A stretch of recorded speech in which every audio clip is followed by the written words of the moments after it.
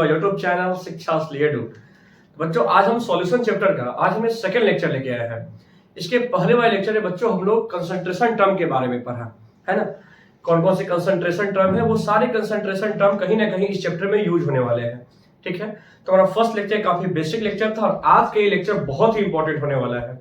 आज के लेक्चर में बच्चों हम लोग क्या पढ़ने वाले हैं, हमारा ये लेक्चर आज का जो है जिसमें हम लोग बात करेंगे सबसे पहले सॉल्युबिलिटी के बारे में, solubility of solid in a liquid. ठीक है बच्चों, और उसके बाद बात करेंगे हम लोग solubility of gas in a liquid, जहां पर एक बहुत ही इंपॉर्टेंट लॉ, ठीक है, हेनरीज लॉ के बारे में पढ़ेंगे।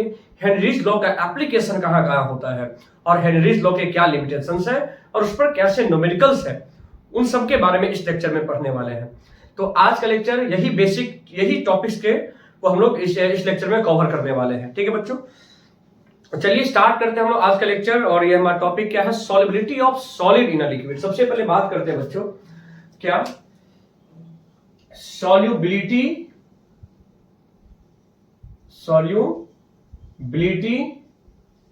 ऑफ सॉलिड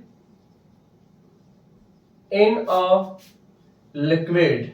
ठीक है बच्चों, आप लोग कॉपी निकाल लीजिए, सही से नोट्स बनाइए, हेडिंग लगा लीजिए आप लोग इसको। ठीक है, solubility of solid in a liquid. ठीक है, जैसे कोई सॉलिड की सॉल्युबिलिटी बच्चों लिक्विड के किस किस फैक्टर पर डिपेंड करता है, तो वो डिपेंड करता है बच्चों। सबसे पहले आप बोल सकते हैं इसमें कि solubility of solid depends on following factors।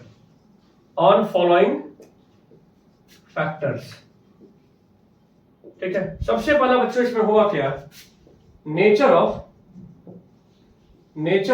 Solute का नेचर कैसा है ना बच्चों। सॉल्यूट का नेचर कैसा है, पता है सॉल्यूट किसको बोलते हैं, जो सॉल्वेंट में जाकर डिसॉल्व होता है।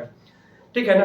अब जैसे मान लेते हैं कि अगर सॉल्वेंट अपना वाटर है और हमने जो सॉल्यूट लिया है ना, क्योंकि पता है वाटर एक पोलर सॉल्वेंट है ना, पोलर, और हमने जो सॉल्यूट लिया है जैसे मान लेते हमने NaCl ले लिया, तो NaCl भी एक पोलर है, तो NaCl की सॉल्युबिलिटी है ना, NaCl की सॉल्युबिलिटी वाटर में काफी अच्छी होने वाली, बिकॉज लाइक डिसॉल्व्स लाइक।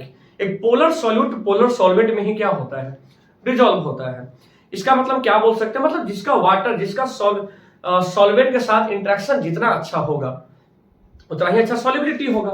मतलब सेकेंड फैक्टर ये भी तो बोल सकते हैं कि it depend on nature of solvent के नेचर पर डिपेंड करता है ना। जैसे वही में बात करते हैं हम कि अगर एक सॉलिड है NaCl, अगर आप उसको बेंजीन में अगर आप करेंगे डिसॉल्व, तो उसमें वो डिसॉल्व नहीं होगा, उसकी सॉल्युबिलिटी बिल्कुल न के बराबर है। क्यों, क्योंकि बेंजीन जो सॉल्वेंट है ये एक नॉन पोलर है, तो उसके अंदर ये पोलर जाकर डिसॉल्व नहीं हो पा रहा है। इसका मतलब सॉल्युबिलिटी सॉलिड का सॉल्यूट के नेचर पर भी डिपेंड करेगा और सॉल्वेंट के नेचर पर भी डिपेंड करेगा। और तीसरा और काफी इंपॉर्टेंट थर्ड क्या है, टेम्परेचर किस पर डिपेंड करता है बच्चों, टेम्परेचर पे, याद रखिएगा। अब टेम्परेचर के साथ कुछ कहानी है, देखिए जैसे क्या होता है कि अगर कभी भी कोई चीज को अगर आप मिक्स कर रहे हैं, डिसॉल्यूशन प्रोसेस कर रहे हैं, तो अगर वो डिसॉल्यूशन एंडोथर्मिक है, कैसा है, एंडोथर्मिक है, मतलब वह उसमें डिसॉल्व होने के लिए वह एनर्जी एब्जॉर्ब कर रहा है। मतलब अगर डिसॉल्यूशन बच्चों, अगर डिसॉल्यूशन, ठीक है ना, में अगर डेल्टा H क्या है बच्चों, अगर पॉजिटिव है, डिसॉल्यूशन का डेल्टा H पॉजिटिव है, मतलब बोले तो एंडोथर्मिक है। क्या है बच्चों, एंडोथर्मिक है। तो ऐसे केस में अगर आप बच्चों टेम्परेचर को इंक्रीज करेंगे, तो पता है अगर एंडोथर्मिक है तो जितना एनर्जी एब्जॉर्ब करेगा उतना ही सॉल्युबिलिटी बढ़ते जाएगा, है कि नहीं। तो ऐसे केस में अगर आप टेम्परेचर इंक्रीज करेंगे बच्चों, तो उसकी सॉल्युबिलिटी भी क्या होगी, इंक्रीज होगी। लेकिन अगर बच्चों डिसॉल्यूशन का प्रोसेस डेल्टा H क्या है, निगेटिव है, क्या है, निगेटिव है, तो ऐसे निगेटिव होने का मतलब ये खुद प्रोसेस क्या है बच्चों, ये एक्सोथर्मिक है। क्या है, एक्सोथर्मिक है। तो ऐसे केस में क्या होगा, एक सर्टेन टाइम तक तो प्रोसेस इंक्रीज होगा, लेकिन जब एक्सोथर्मिक प्रोसेस है, तो ऐसे कंडीशन में अगर आप टेम्परेचर इंक्रीज करेंगे तो इस कंडीशन में इसकी सॉल्युबिलिटी इंक्रीज होने के बदले क्या हो जाएगी, डिक्रीज हो जाएगी। क्योंकि बताइए खुद यह डिसोल्यूशन के बाद एनर्जी रिलीज कर रहा है ना, एनर्जी रिलीज कर रहा है। तो अगर वो खुद एनर्जी रिलीज करेगा तो इस कंडीशन में आपको टेम्परेचर नहीं बढ़ाना है। याद रखिए एक पॉइंट, थर्मोडायनेमिक्स में पढ़ेंगे, आप लोग पढ़े भी होंगे कि एंडोथर्मिक को कौन फेवर करता है, एंडोथर्मिक प्रोसेस को फेवर करता है हाई टेम्परेचर। जितना हाई टेम्परेचर होगा उतना ही अच्छा ये एंडोथर्मिक प्रोसेस होगा, ठीक है। और अगर कोई प्रोसेस एक्सोथर्मिक है, क्या है, एक्सोथर्मिक है, तो उसको कौन फेवर करता है, लो टेम्परेचर। अब टेम्परेचर लो रखिए क्योंकि ये खुद एनर्जी दे रहा है, तो आपको टेम्परेचर हाई नहीं रखना है। मतलब ये पॉइंट याद रखिएगा कि एंडोथर्मिक को हमेशा फेवर करता है कौन, हाई टेम्परेचर। जितना टेम्परेचर हाई होगा प्रोसेस एंडोथर्मिक का उतना ही अच्छे से होगा, और एक्सोथर्मिक को फेवर करता है लो टेम्परेचर, है ना। इसका मतलब हम बोल सकते हैं बच्चों कि सॉलिड की सॉलिबिलिटी टेम्परेचर के साथ कोई एक रिलेशन नहीं है। जैसे कि एग्जांपल आप क्या दे सकते हैं, जैसे लिथियम सल्फेट हो गया, है ना, Na2SO4 into 10H2O, ये सब कुछ ऐसे सॉल्यूट है जो अगर सॉल्वेंट में डिसॉल्व होता है ना, तो यह प्रोसेस होता है एक्सोथर्मिक का। और अगर ये एक्सोथर्मिक है और अगर आप टेम्परेचर राइज करेंगे तो इसकी सॉलिबिलिटी फिर डिक्रीज हो जाएगी। अगर इसकी बात करें, जैसे मान लें कि NaCl डिसॉल्व हो रहा है, NaCl तो NaCl का जब डिसॉल्यूशन होता है ना, तो यह प्रोसेस जाएगा एंडोथर्मिक में। तो अगर एंडोथर्मिक है तो जितना टेम्परेचर बढ़ाएंगे सॉलिबिलिटी उतना ही बढ़ते जाएगा। ऐसा होता भी है कि ठंडे पानी में सॉलिड जल्दी डिसॉल्व नहीं होता है, अगर आप उसका टेम्परेचर बढ़ाएंगे तो उसकी सॉलिबिलिटी इंक्रीज होती है। तो ये सब रहा। इसका मतलब हम एक लाइन में टेम्परेचर का कंडीशन है, इसमें वो डिपेंड करता है सॉल्यूट के ऊपर, और वो सॉल्वेंट के साथ कैसा प्रोसेस दे रहा है, एक्सोथर्मिक है या एंडोथर्मिक है, ठीक है बच्चों। तो ये रहा किसकी सॉलिबिलिटी, सॉल्यूट की सॉलिबिलिटी लिक्विड में। अब प्रेशर के साथ भी है, बता दे, अगर बात करते हैं प्रेशर, तो प्रेशर के साथ बच्चों सॉलिबिलिटी का जो रोल है क्या, वो नेग्लिजिबल है। नेग्लिजिबल मतलब कहने का ये हुआ बच्चों कि आप प्रेशर इंक्रीज करेंगे तो इससे सॉलिड की सॉलिबिलिटी लिक्विड में एक बहुत ही माइनर चेंज आएगा, बहुत ना के बराबर। मतलब आप प्रेशर को इंक्रीज करके सॉलिड की सॉलिबिलिटी को आप इंक्रीज नहीं कर सकते हैं। आप होता है बहुत माइनर है वो, है कि नहीं। इसका मतलब बोल सकते हैं कि प्रेशर के साथ ऐसा कोई खास रोल नहीं है किसकी, सॉलिड की सॉलिबिलिटी। तो इतना नोट करिए। अब आते हैं हम आगे किसके बारे में, solubility of gas in liquid, जहां पे लोग पढ़ने वाले हैं वेरी इंपॉर्टेंट हेनरीज लॉ के बारे में। नोट करिए इसको, देखिए। तो अब हम बात करते हैं बच्चों किसके बारे में, solubility of gases in liquid, solubility of gases in liquid, वही टॉपिक आ गया अब, वेरी इंपॉर्टेंट। देखिए गैस की सॉल्युबिलिटी लिक्विड में क्या होने वाली है ना, तो अब इसके बारे में देखिए हम क्या बताया जा रहे हैं। आपको बता दें, सबसे पहला इसमें डिपेंड करता है वो क्या है बच्चों, nature of gas. Nature of gas के नेचर पर डिपेंड करता है ना। जैसे होता क्या है कि डिफरेंट गैस की सॉल्युबिलिटी सॉल्वेंट में डिफरेंट होती है। वाटर का ही एक हमने एग्जांपल ले लिया।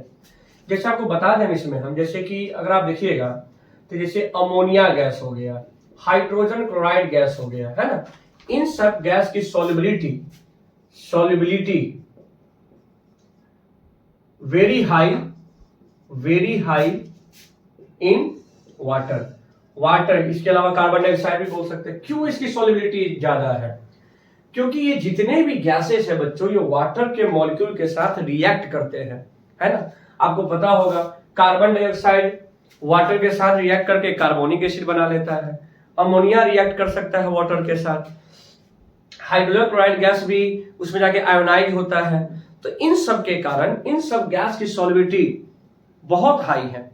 लेकिन वही अगर बात करते हैं बच्चों किसका, oxygen gas, helium gas, neon gas, low solubility, इनकी सॉल्युबिलिटी क्या होती है बच्चों, लो होती है। रीजन क्या है इसका, रीजन क्या है कि ये गैसेस, ऑक्सीजन, हीलियम, नियॉन, ये सब जो भी गैसेस है वाटर मॉलिक्यूल के साथ कोई रिएक्शन नहीं करते हैं। अगर ऑक्सीजन गैस वाटर में डिसॉल्व है, हमें पता है ना कि एक्वेटिक लाइफ सरवाइव कर पाता है। क्यों? क्योंकि ये गैस ऑक्सीजन वाटर में क्या है, डिसॉल्व है। तो इसके डिसॉल्व के पीछे एक रीजन है, वो है एटमॉस्फेरिक प्रेशर। प्रेशर के कारण ये ऑक्सीजन गैस डिसॉल्व है। नहीं तो ऐसे ऑक्सीजन गैस का इंट्रैक्शन वाटर मॉलिक्यूल के साथ कुछ भी नहीं होता है। और यही प्रेशर के कारण जब गैस डिसॉल्व है वाटर के अंदर, जिसके कारण एक्वेटिक लाइफ सरवाइव कर पा रहे हैं, है कि नहीं? तो ये रहा, ठीक है। दूसरा बच्चों डिपेंड करता है किस पे, ये नेचर ऑफ, दूसरा डिपेंड करता है बच्चों नेचर ऑफ सॉल्वेंट। चलिए सॉल्वेंट पे भी डिपेंड करता है, सॉल्वेंट का नेचर कैसा है। यही अगर हाइड्रोजन क्लोराइड गैस वाटर में है तो सॉलिबिलिटी हाई देगा ही, लेकिन यही अगर हाइड्रोजन क्लोराइड गैस अगर बेंजीन सॉल्यूशन में जाएगा तो उसकी सॉलिबिलिटी वहां लो हो जाएगी। मतलब उसके साथ रिएक्शन हो रहा है कि नहीं। अगर रिएक्शन हो रहा है तो वह प्रोसेस में स्टेबिलिटी ज्यादा आता है और उसके कारण सॉलिबिलिटी हाई होगा, ठीक है। तीसरा डिपेंड करता है बच्चों टेम्परेचर पे। किस पे? यहां भी वही बात है, टेम्परेचर के साथ क्या कहानी है ना। आपने सॉलिड वाले में क्या देखा था कि सॉलिड का टेम्परेचर के साथ क्या रिलेशन था। कुछ सॉलिड जो एंडोथर्मिक प्रोसेस में थे उसकी सॉलिबिलिटी इंक्रीज हो रही थी, है ना, ऑन इंक्रीजिंग द टेम्परेचर, और कुछ सॉल्यूट का डिक्रीज हो रहा था, ठीक है, जो कि एक्सोथर्मिक में थे। लेकिन गैस के साथ ऐसा नहीं है। सीधा बात क्या है कि टेम्परेचर अगर आप बढ़ाएंगे, अगर आप गैस का टेम्परेचर इंक्रीज करेंगे तो इससे उसकी सॉल्युबिलिटी, इससे उसकी गैस की सॉल्युबिलिटी बच्चों क्या हो जाएगी, उसमें डिक्रीज। अब समझिए खुद इस चीज को। मान लेते हैं कि कोई एक ऐसा कंटेनर है ना। अब इस कंटेनर के ऊपर क्या है कि कोई गैस के मॉलिक्यूल है, गैस कैसा मॉलिक्यूल है ना, ये इसको ऐसे समझिए। अब इस गैस के मॉलिक्यूल को वाटर के अंदर आना है, वाटर के अंदर आना है सॉलिबिलिटी के लिए। लेकिन हमने इतना टेम्परेचर बढ़ा दिया, इतना हाई टेम्परेचर बढ़ा दिया, जिसके कारण इस पार्टिकल का काइनेटिक एनर्जी यहाँ का इतना ज्यादा हो गया, जिसके कारण यह गैस के पार्टिकल ऊपर में जो है वेपर में, वो नीचे की ओर नहीं आ पा रहे हैं। इसका मतलब सॉलिबिलिटी डिक्रीज हो रहा है। एक तरह से और क्या समझते हैं हम कि मान लेते हैं कि कोई कंटेनर है ना, क्लोज। अब इसके अंदर क्या है, वाटर है, और इसके अंदर कोई गैस डिसॉल्व है।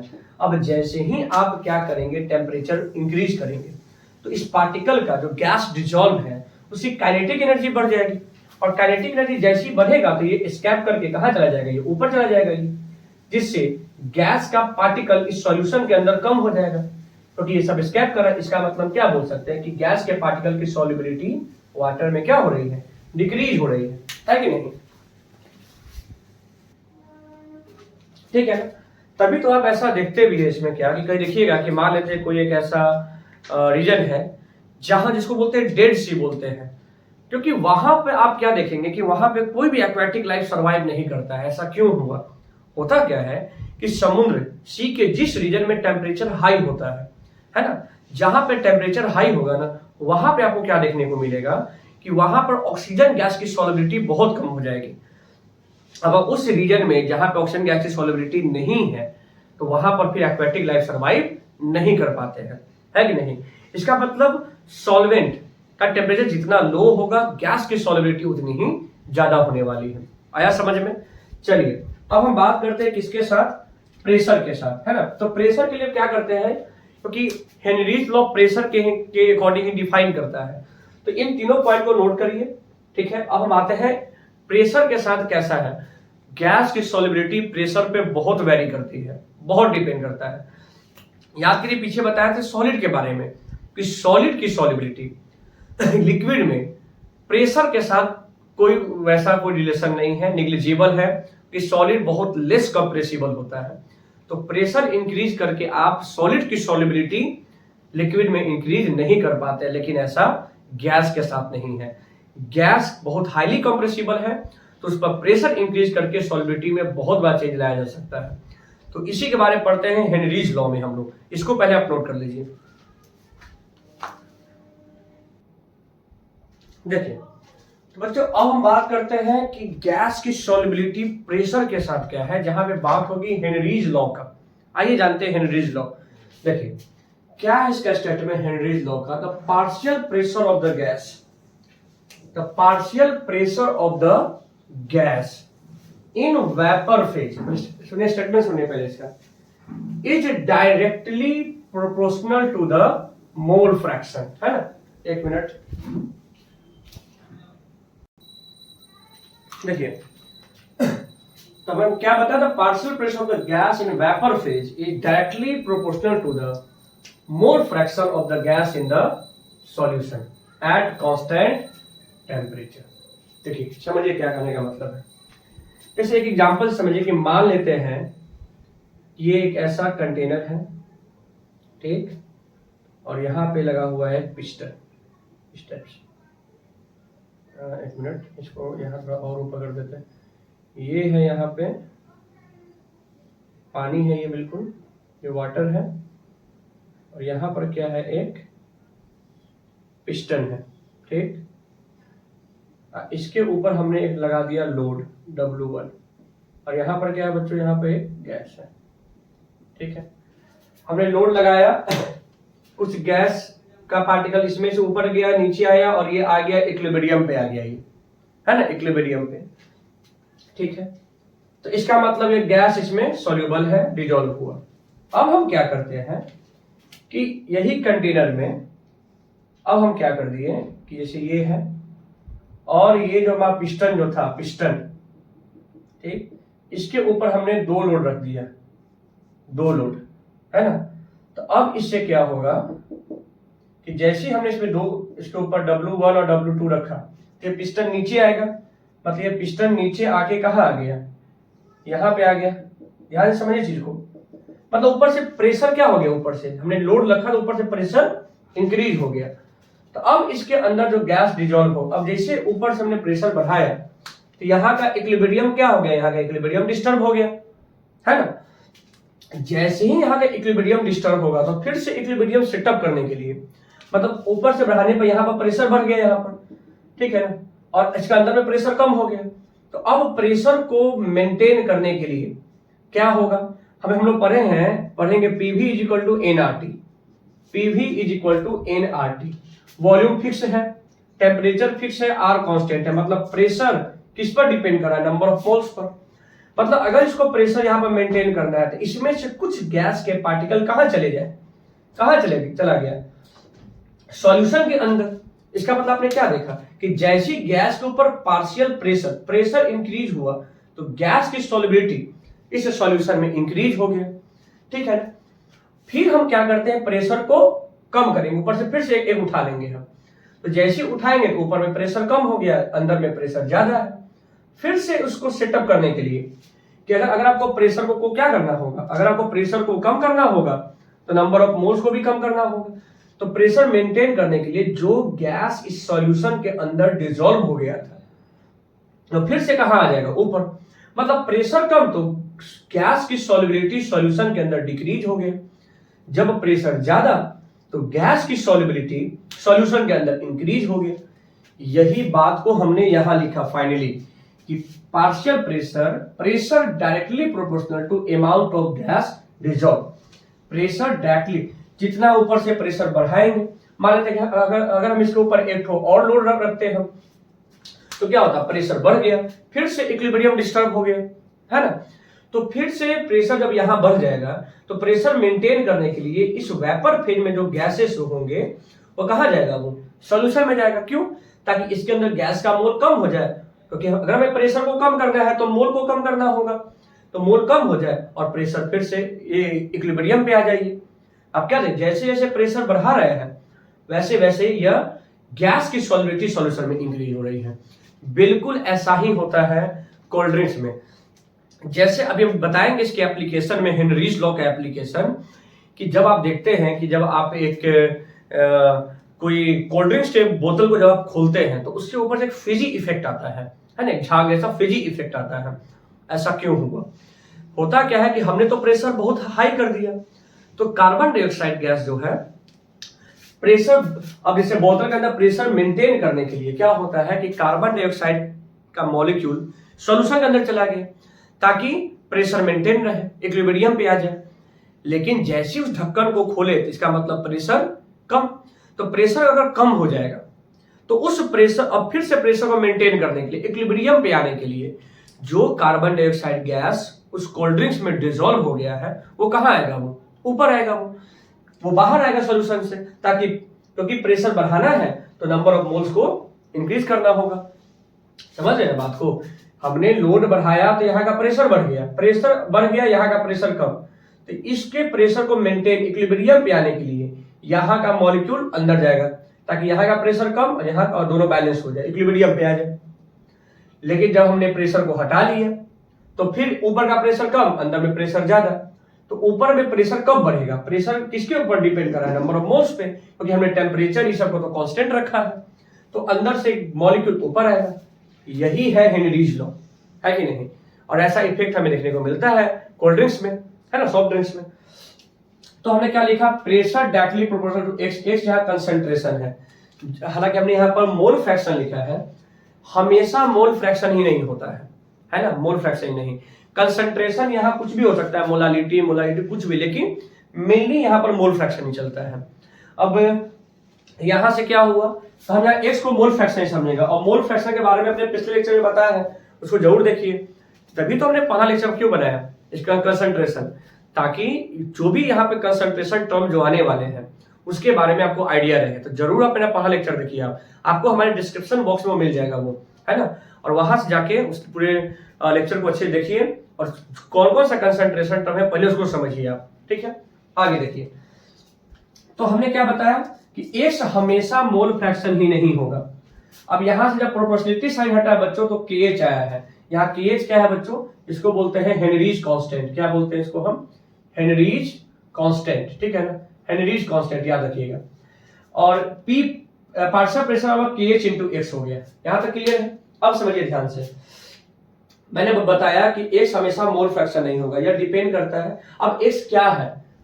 अब एक्स उसके यूनिट पर डिपेंड करेगा। मतलब अगर क्वेश्चन में मान लेते हैं पार्शियल प्रेशर दे रखा है और KH का वैल्यू दे रखा है और आपसे पूछा कंसंट्रेशन, तो अगर आपने इसको डिवाइड किया, अगर एक्स जो आया है कंसंट्रेशन वो यूनिट लेस है, कोई उसमें यूनिट नहीं है, तो समझ जाइए कि वो मोल फ्रैक्शन है, कि मोल फ्रैक्शन के कोई यूनिट नहीं होते हैं।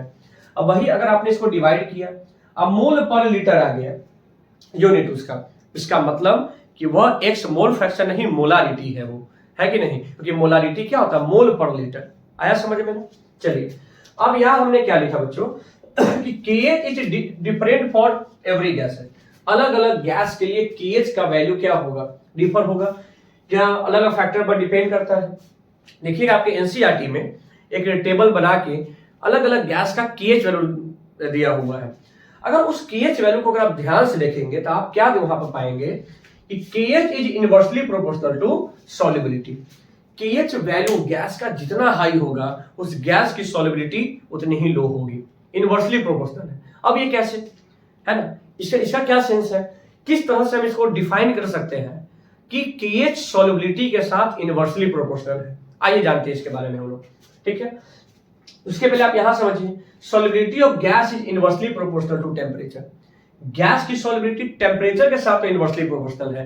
ये बात तो पीछे भी बताया है हम कि जितना ज्यादा टेम्परेचर बढ़ाएंगे गैस की सॉल्युबिलिटी उतनी ही कम होते चली जाएगी, है कि नहीं?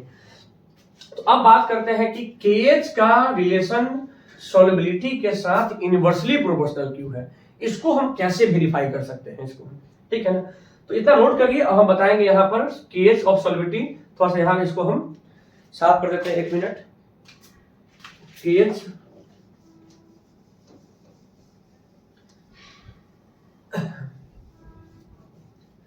आइए हम क्या जानते हैं KH का रिलेशन सॉल्युबिलिटी के साथ इनवर्सली प्रोपोर्शनल कैसे है। देखिए, मान लेते हैं कि कोई एक कंटेनर है, ठीक है, और एक दूसरा कंटेनर है, ठीक, ये वाटर है। हाँ, तो हमने क्या देखा, हम यहां मान लेते कोई एक गैस है, कोई एक गैस, तो हमने क्या देखा कि इसका पार्शियल प्रेशर जो है P बराबर KH, P1 मान लेते हैं, कोई partial pressure P1 KH1 into X1, ठीक है, कोई गैस है।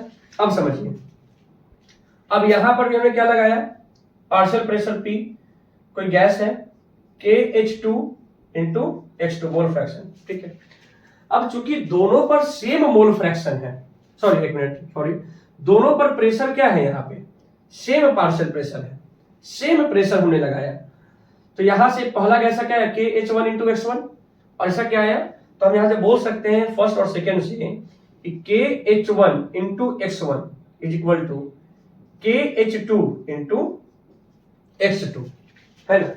तो अब एक बात बताओ कि अगर यहां से ये दोनों इक्वल है, बिल्कुल ये दोनों अभी इक्वल है, तो अगर यहां से KH1 इंक्रीज करेंगे, पहले एक मिनट मान लेते हैं यह 3 था और ये 6 था, ठीक, और इसका मान लेते हैं यह 6 है और ये 3 है, 1 मिनट के लिए, है ना, ताकि ये भी 18 है और ये भी 18 है, बिल्कुल आपस में इक्वल है। अगर आप KH1 इस गैस का इंक्रीज करेंगे, KH1 अगर इंक्रीज होगा, मान लेते हैं इंक्रीज होके यह क्या हो गया, ये 6 हो गया, तो इसको इक्वल होने के लिए इसका सॉल्युबिलिटी अब क्या होना चाहिए, 3 होना चाहिए। और यहां पर आपने क्या देखा कि अगर इसका KH1 इंक्रीज हुआ तो सॉल्युबिलिटी क्या हो गया, डिक्रीज हो गया, तभी यह दोनों रिलेशन इक्वल हो सकता है। समझ में, अगर KH1 इंक्रीज होता, सॉल्युबिलिटी भी इंक्रीज होता, तो फिर इसका प्रोडक्ट इसके इक्वल नहीं आ पाता। इसका मतलब KH1 इंक्रीज तो सॉल्युबिलिटी डिक्रीज, मतलब कैसा रिलेशन है इसके बीच में, इनवर्सली रिलेशन है ये, यही चीज था इसमें। आया समझ में ना। तो इस तरह से हमने इसको वेरीफाई किया कि हेनरीज लॉ में KH सॉल्युबिलिटी के साथ कैसा। मान लेते कोई ऑप्शन में कोई गैस दे दे, सबका अलग अलग KH वैल्यू दे दे, आप पूछेंगे बताइए इसमें सबसे हाईली सॉल्युबल कौन है, किसकी सॉल्युबिलिटी हाई है, जिसका KH जितना लो होगा सॉल्युबिलिटी उसकी उतनी ही हाई होगी, बस सीधा सा बात, ठीक है। तो ये कंप्लीट रहा हेनरीज लॉ। अब बात करेंगे हेनरीज लॉ के लिमिटेशंस और हेनरीज लॉ का एप्लीकेशन, और फिर इस पर कुछ क्वेश्चन बनाने वाले हैं हम लोग, इतना नोट कर लीजिए।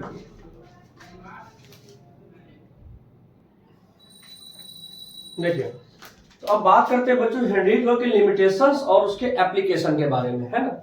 देखिए यहाँ पर क्या है, सबसे पहले बात करते हैं इसका लिमिटेशन क्या है। हमने पहले ही लिख दिया है, जैसे it is valid only for ideal behaviour of gas, मतलब हेनरीज लॉ जो बताया कि सॉल्युबिलिटी कैसे प्रेशर के साथ है, यह वैलिड तब है बच्चों जब गैस आइडियली बिहेव करे, और गैस आइडियली बिहेव करता नहीं है रियलिटी में, है ना। क्या है आइडियली का मतलब, अब यहां पर समझ में आएगा। पहले ये बहुत ही इंपॉर्टेंट है, याद रखिएगा, हेनरीज लॉ वैलिड है लो प्रेशर हाई टेम्परेचर। हो सकता है आपके असम्पशन में क्वेश्चन बना दे ऐसा कि हेनरीज लॉ के लिए कौन सा स्टेटमेंट सही है, तो याद रखना हेनरीज लॉ लो प्रेशर और हाई टेम्परेचर पर ही वैलिड है, ठीक है। क्या मतलब है इसका, क्या मतलब है, देखिए अगर बच्चों हाई प्रेशर हो गया, है ना, हाई प्रेशर गैस का हो गया, तो हाई प्रेशर में क्या होगा, मॉलिक्यूल बहुत नजदीक आ जाएंगे। ऐसे समझिए चीजों को यहाँ पे कि अगर मान लेते हैं ये वाटर है और यहाँ पर क्या है, गैस के मॉलिक्यूल है, बहुत हाई प्रेशर पे है, बहुत हाई प्रेशर पे, तो हाई प्रेशर पे आने के कारण इस मॉलिक्यूल के बीच में इंटरेक्शन काफी ज्यादा हो जाएगा, और अगर ये मॉलिक्यूल के बीच में ज्यादा इंटरेक्शन हो गया तो फिर वो गैस में सॉल्युबल उतने अच्छे से नहीं हो पाएगा, है ना। तो यह मॉलिक्यूल में इंटरेक्शन कम होगा तब वो जाके गैस में सही तरीके से डिजोल्व होगा और सॉल्युबिलिटी हाई। तभी हेनरीज लॉ ज्यादा अच्छा वैलिड कब है, जब प्रेशर लो हो, लो प्रेशर, मॉलिक्यूल के बीच में इंटरेक्शन नहीं, और जब मॉलिक्यूल में इंटरेक्शन नहीं तो उसकी सॉल्युबिलिटी हाई होगी, है ना। आया समझ में। अब देखिए हाई टेम्परेचर पर ये वैलिड है, क्योंकि अगर टेम्परेचर बहुत लो हो गया, बहुत लो है सॉल्वेंट का टेम्परेचर, है ना, तो पता है लो टेम्परेचर पर सॉल्युबिलिटी हाई होती है। तो अगर आप प्रेशर कम भी कर देंगे ना, ऊपर से प्रेशर कम भी कर देंगे, तब भी यह गैस का मॉलिक्यूल ऊपर की ओर नहीं जा पाएगा, शिफ्ट नहीं होगा, बाहर नहीं निकलेगा। इसका मतलब क्यों, क्योंकि यह लो टेम्परेचर था। यही कारण है कि इसको रूम टेम्परेचर, हाई टेम्परेचर पर हमारा हेनरीज लॉ वैलिड है कि प्रेशर इंक्रीज तो गैस ज्यादा डिजोल्व होगा, प्रेशर डिक्रीज तो गैस सॉल्यूशन से ऊपर आ जाएगा, बाहर निकल जाएगा, प्रेशर को मतलब इक्विलिब्रियम लाने के लिए। लेकिन अगर लो टेम्परेचर कर दिए तो फिर इसकी सॉल्युबिलिटी हाई हो जाएगी, और प्रेशर कम भी करेंगे फिर भी ऊपर नहीं आ पाएगा। आया समझ में। दूसरा, अब यह तीसरा क्या है, जो बेटर रिजल्ट देता है, क्या ये हो गया, it give the better result when the solubility of gas in liquid is low. Gas की सॉल्युबिलिटी लिक्विड में लो रहे मतलब ये ज्यादा अच्छा हेनरी लॉ वैलिड उस गैस के लिए है जिस गैस का सॉल्वेंट के साथ कोई रिएक्शन नहीं हो रहा है। अब अगर हम एग्जांपल लेते हैं HCl गैस का, CO2 गैस का, ठीक है ना, तो ये सब गैस के साथ क्या कहानी है कि ये सब गैसेस जो है बच्चों, ये वाटर में हाईली सॉल्युबल प्रेशर के कारण नहीं है। ये हाईली सॉल्युबल है क्योंकि ये गैस वाटर मॉलिक्यूल के साथ रिएक्शन दे रहा है, इस कारण से वो हाईली सॉल्युबल है। और हेनरीज लॉ तो बात करता है प्रेशर बढ़ाने पर सॉल्युबिलिटी, तो HCl गैस, CO2 गैस की सॉल्युबिलिटी हाई क्यों है? क्योंकि वो रिएक्शन कर रहा है वो वाटर के साथ। आया समझ में ना? और इसके बाद और क्या है कि गैस कभी नाइदर भी डिसोसिएट नॉर भी एसोसिएट इन सॉल्यूशन। गैस ना ही सॉल्यूशन में जाके डिसोसिएट हो ना ही एसोसिएट हो। अगर डिसोसिएट कर गया तो गैस गया तो CO2, अब बन गया कुछ और गैस। अगर एसोसिएट किया तो इसके अंदर कोई और गैस गया था, कुछ दूसरे साथ रिएक्शन करके कोई और गैस बन गया, और फिर सॉल्युबिलिटी की प्रेशर कम होने पर ये गैस बाहर आएगा, वो सब नहीं हो पाएगा वो सब।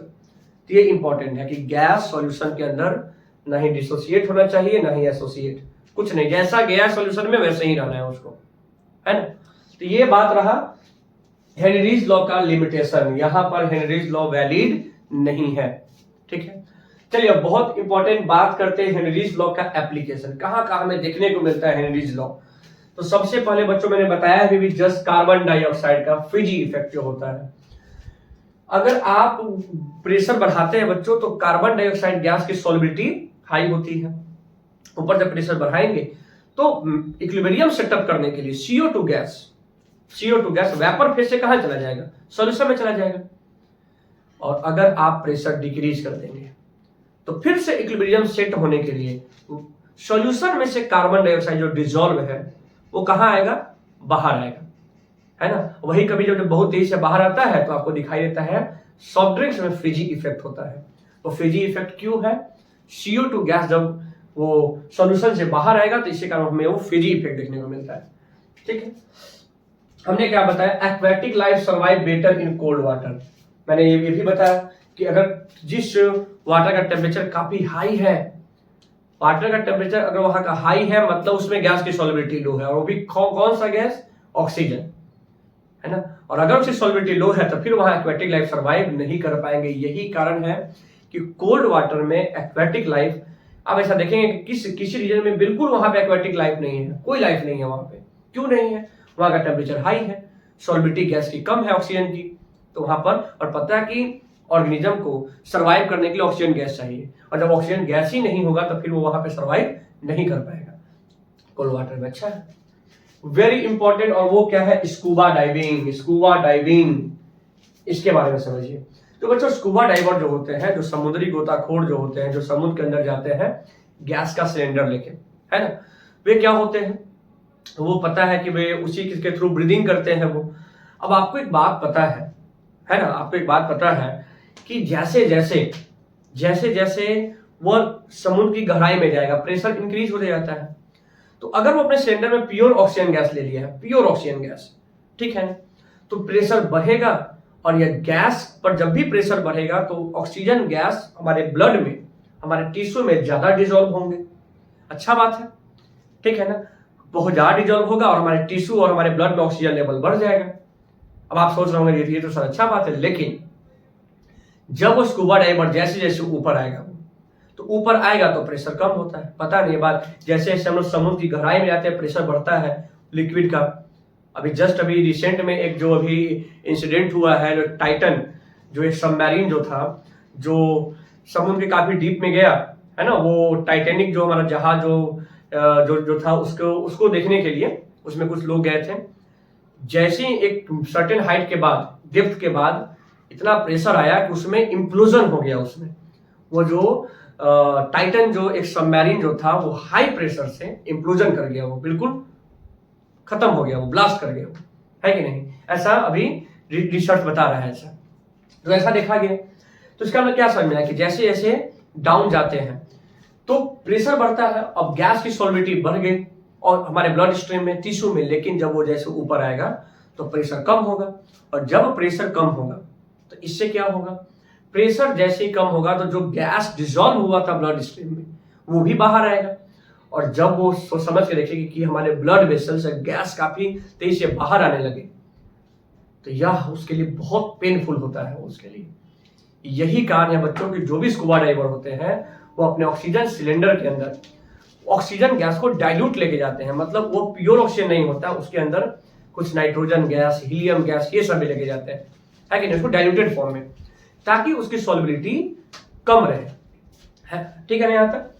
और उसके बाद एक टर्म आता है एनोक्सिया। एनोक्सिया क्या है समझिए, यहाँ पर भी हेनरीज लॉ का काम है। एनोक्सिया में क्या होता है कि जो भी बच्चों हाई एल्टीट्यूड पर जाते हैं, हाई एल्टीट्यूड पर, तो आपको पता है कि जैसे जैसे हम हाई एल्टीट्यूड पर जाते हैं तो ऑक्सीजन लेवल का जो कंसंट्रेशन है वो डिक्रीज होने लगता है।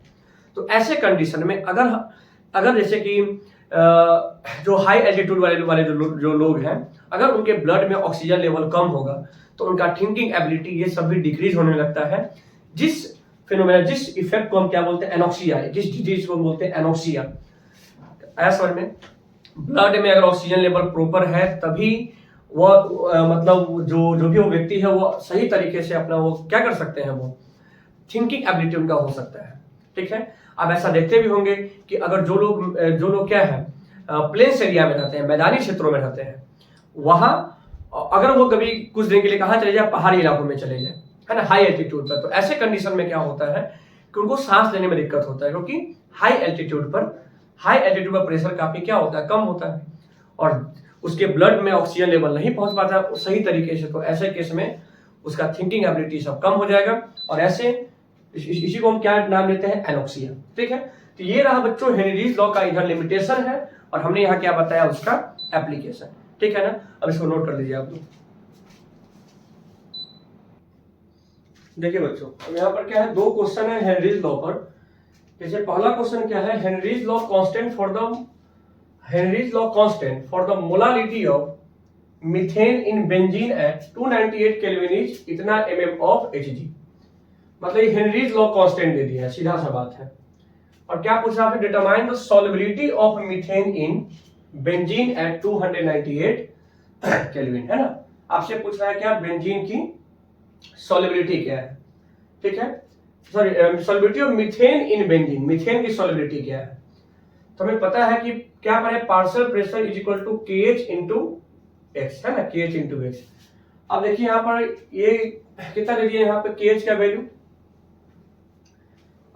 KH कितना है इसका, Henry law constant for the molarity of methane in benzene at 298 kelvin इतना, determine the solubility of methane in benzene at 298 kelvin. KH का वैल्यू क्या लिखेंगे यहाँ पे हम, 4.27 इंटू 10 टू दी पावर 5, है ना। और आपको पता है, एक मिनट, इसे बच्चों एक डेटा छूट गया था इसमें क्वेश्चन में, 298 केल्विन है ना, अंडर 760 mm ऑफ Hg, ठीक है ना, ये यहाँ पर छूट गया था क्वेश्चन में। तो मतलब पूरा प्रेशर कितना हो गया इसका, 760 mm ऑफ Hg, और ये KH वैल्यू है, और आपसे पूछ रहा है मोल फ्रैक्शन, वही है, ठीक है ना। तो आप सीधा क्या करिए, x is equal to 760 by 4.27 into 10 to the power 5। जब इसको सॉल्व करेंगे ना इसको, तो आपका ऑप्शन क्या आ जाएगा, डी करेक्ट हो जाएगा। यहाँ पर 10 to the power minus 10 to the power 5 है, तो यहाँ माइनस 5 हो जाएगा, ठीक है, ऑप्शन डी करेक्ट हो जाएगा इसमें, ठीक है। बहुत आसान क्वेश्चन था, पता है कि पूछ रहा है आपसे सॉल्युबिलिटी पूछ रहा है, और उसमें कोई यूनिट नहीं है, तो जरूर आपसे मोल फ्रैक्शन ही पूछ रहा है आपसे, ठीक है। ये क्वेश्चन अच्छा है ना। तो इस क्वेश्चन को ऊपर हम बना रहे हैं, पहले आप वीडियो को पॉज करके खुद से बनाइए आप इस क्वेश्चन को, ठीक है। देखिए इस क्वेश्चन में क्या है,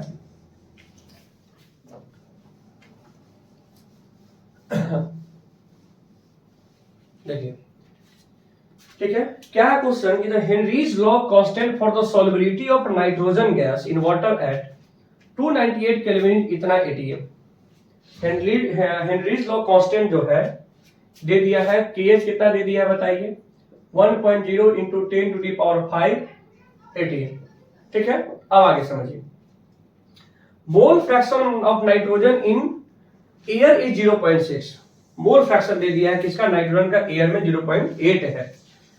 अब पूछ रहा है आपसे number of mole of nitrogen from air dissolve into 10 mole of 10 mole water में, 10 मोल अगर वाटर है तो उसमें बताइए नाइट्रोजन गैस कितना डिसॉल्व होगा इनटू गैस, ठीक है, एंड 5 atm प्रेशर। आइए तो सबसे पहले हम क्या करेंगे, निकालेंगे पार्शियल प्रेशर ऑफ नाइट्रोजन। तो पार्शियल प्रेशर कैसे निकलता है, total pressure into mole fraction of nitrogen, ये था।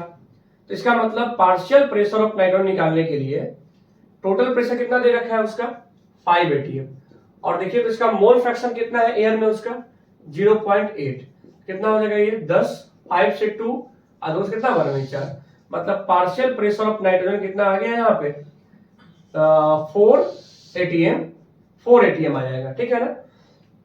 अब आपको पता है कि हमने क्या पढ़ा है कि partial pressure is equal to KH into mole fraction, है ना, जो सॉल्युबिलिटी जो होगा। अब यहां पर क्या है कि अगर हम यहां से निकालते हैं मोल फ्रैक्शन ऑफ नाइट्रोजन तो क्या बोलेंगे पार्शियल प्रेशर बाई KH, जो कि कितना है पार्शियल प्रेशर 4 और नीचे KH का वैल्यू कितना दे रखा है 1.0 इंटू 10 टू दी पावर 5, जहां से मोल फ्रैक्शन कितना आ जाएगा 4 इंटू 10 टू दी पावर -5, ये मोल फ्रैक्शन आया। वेपर फेज में इतना है मोल फ्रैक्शन उसका, तो बताइए कि कितना जाके उसमें सॉल्युबल होगा, मोल पूछ रहा है, मोल कितना मोल सॉल्युबल होगा। ये तो क्या आया मोल फ्रैक्शन आया, उसमें कितना डिसॉल्व है, तो मोल पूछ रहा है आपसे, तो मोल फ्रैक्शन कैसे निकलेगा, मोल फ्रैक्शन निकालने के लिए mole fraction of nitrogen is equal to mole of nitrogen by mole of nitrogen plus mole of water, है ना। तो आपको पता है कि इसका मोल फ्रैक्शन है 4.0 इंटू 10 टू दी पावर -5, यहां निकाले हैं हम। अब मोल ऑफ नाइट्रोजन आपको खुद से फाइंड करना है। अब देखो वाटर का मोल 10 मोल है, और 10 मोल में अगर आप नाइट्रोजन का मोल ऐड करते हैं तो ये वैल्यू निग्लिजिबल होगा। मतलब ये वही बात है कि अगर आप क्या है कि 1000 लीटर पानी है, अगर उसमें अगर आप 1 गिलास पानी ऐड कर दे तो वो वैल्यू ऐड करने पर कोई उसके वैल्यू में कोई खास चेंजिंग नहीं लाता है, तो इसको आप निग्लिजिबल, इसको आप इग्नोर कर सकते हैं। तो यहां से आप जैसे क्रॉस मल्टीप्लाई करेंगे आप, तो यहां से आपका वैल्यू क्या आ जाएगा 4 इंटू 10 टू दी पावर -4 मोल। देखिए ऑप्शन कौन सा सही जाएगा इसमें, ऑप्शन ए जो है बिल्कुल करेक्ट होगा, ये 4 इंटू 10 टू दी पावर -4 होगा ये, ठीक है बच्चों। तो ये रहा हमारा हेनरी लॉ पे कुछ क्वेश्चन, बस यही 2-3 चीज दिया रहेगा और आपको कोई फाइंड करना पड़ेगा, ठीक है ना। तो बच्चों इस लेक्चर में इतना ही रहेगा आपके लिए, ठीक है ना। अब इस लेक्चर के जो भी डीपीपी है हेनरी लॉ पे, आपको हमारा जो इसी लेक्चर के नीचे जो डिस्क्रिप्शन बॉक्स है उसमें जाइए और आपको हमारा टेलीग्राम का चैनल मिलेगा, उसको जाकर जरूर ज्वाइन करिए। और हर एक लेक्चर के बाद हम इस टॉपिक से रिलेटेड जो भी डीपीपी होते हैं उसको हम उसमें अपलोड करते हैं, जाकर उस क्वेश्चन को बनाइए। डीपीपी में सारे प्रीवियस ईयर के जेईई और नीट के क्वेश्चन है, और वो डीपीपी में ऐसे भी क्वेश्चन है जो बोर्ड में भी आया हुआ है, सीबीएसई और स्टेट बोर्ड में। तो इसका मतलब ये जो भी लेक्चर्स है वो सारे स्टूडेंट के लिए है जो बोर्ड की तैयारी कर रहे हैं और इसके साथ साथ जेईई और नीट का तैयारी कर रहे हैं, ठीक है बच्चों। तो इसके डीपीपी को जरूर बनाएंगे आप लोग, और फिर मिलते हैं अपने नेक्स्ट लेक्चर में। हमारा नेक्स्ट लेक्चर और भी इंपॉर्टेंट है, ठीक है, जहां पर बात होगा वेपर प्रेशर के बारे में, और वहीं से एक काफी इंपॉर्टेंट रॉलेट्स लॉ के बारे में बात करेंगे, ठीक है बच्चों। तो ठीक है, इस लेक्चर में आज के लिए इतना ही रहेगा। Thank you so much.